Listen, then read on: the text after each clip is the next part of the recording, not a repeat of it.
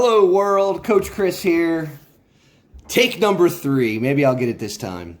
As promised, we're going to review Living the Hero's Journey by author Will Craig. May I call you Will? I hope so, because we're gonna. So here we go. Oh, wait, before I start though, our friend Linda Dockery was the first winner of a free book, this one, thanks to Shift Happens.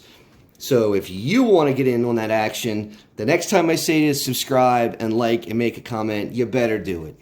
All right, here we go. Enough of that. So the preface of the book, quote, "I only hope to transform some knowledge and information into experience, an experience that enables you to bypass many of the obstacles while developing and honing your own guidance system," end quote. So that's Will.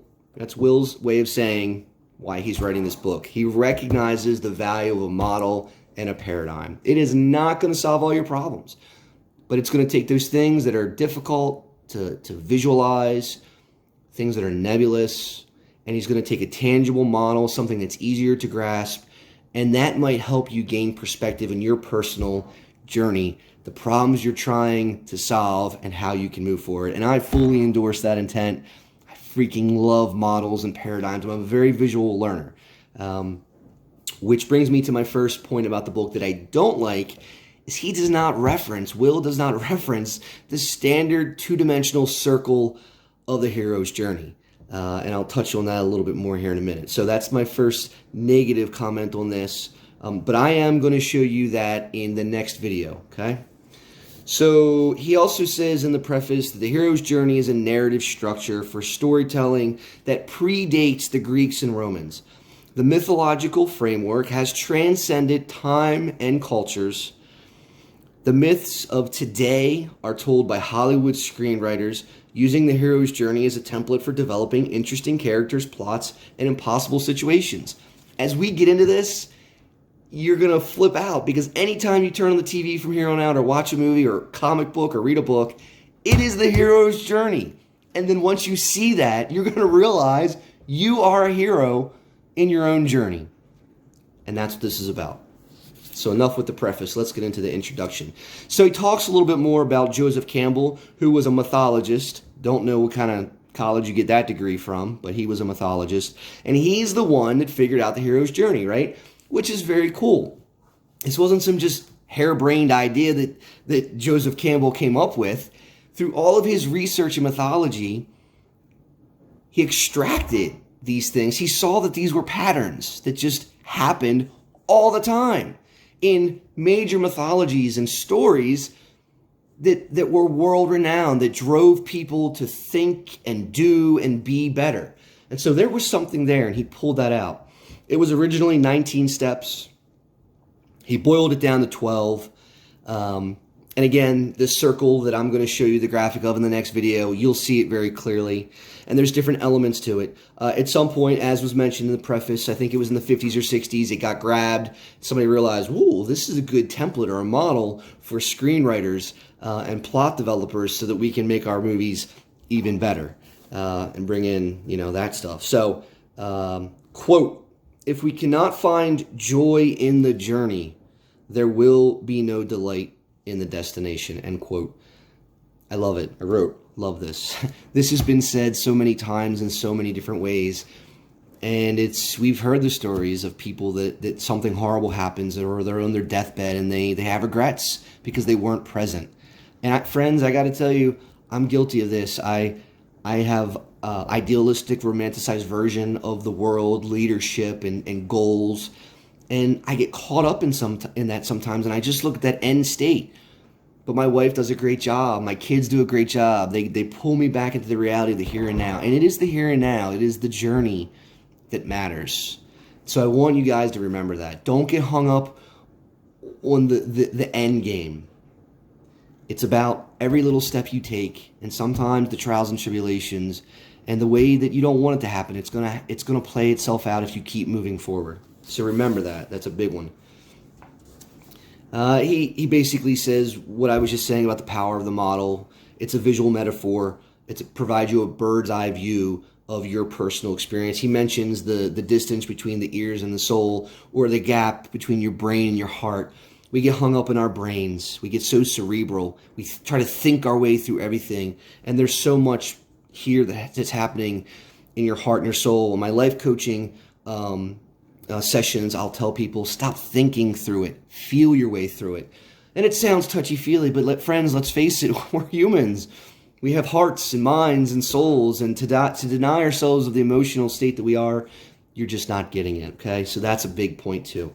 A little bit more pragmatic for you here. He talks about archetypes, which, again, in any of these stories, you can quickly say, oh, there's certain characters that always pop up. There's the mentor, there's the jester, the goofy friend, there's the antagonist, there's the arch nemesis, right? So there's these generalized characters in any story, in any journey, and they're called archetypes. The other point that I'll talk about here is the your assets, right, or your tools that you have. As the main character goes through their journey, they have armor, they have weapons, they have superpowers, right? Those are the things that enable them to go through the journey. Our friend Will talks about truth, wisdom, courage, it's 3, integrity, character, accountability, and generosity. So he speaks to 7 assets, or he calls them your entourage, as you go through your journey. And as we go through the phases, we'll reference some of those more specifically. So he's doing a great job laying the foundation for the hero's journey. I'm going to go back to a comment that I don't like what he did here. And it's great that he mentions the hero's inner journey, because there's an inner journey and an outer journey. The outer journey is the outside of the circle. Those are those external influences that are happening to you. And what moves you through the phases is the hero's inner journey. That's where the real work happens, because it's introspective, right? That's where people really dig in and do the work, as I like to say, to move their way around the circle. Now, it's shown as a 2-dimensional circle, but I'd like to say that it's really a 3-dimensional slinky, a stretched out slinky. If you're going through the hero's journey, you're doing it well.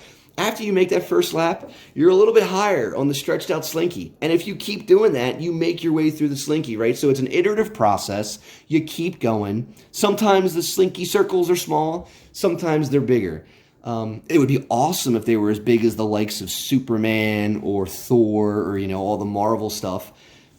But that gets into the romanticized version that we all love, right? That's why we spend money watching the shows. Sometimes your hero's journey is not going to be that grand.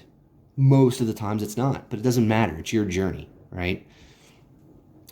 You need to realize that though you have this model to help you move through life, you should be very careful not to compare and contrast, because you're doing yourself a disservice. You can leverage other people's journeys and experiences, right?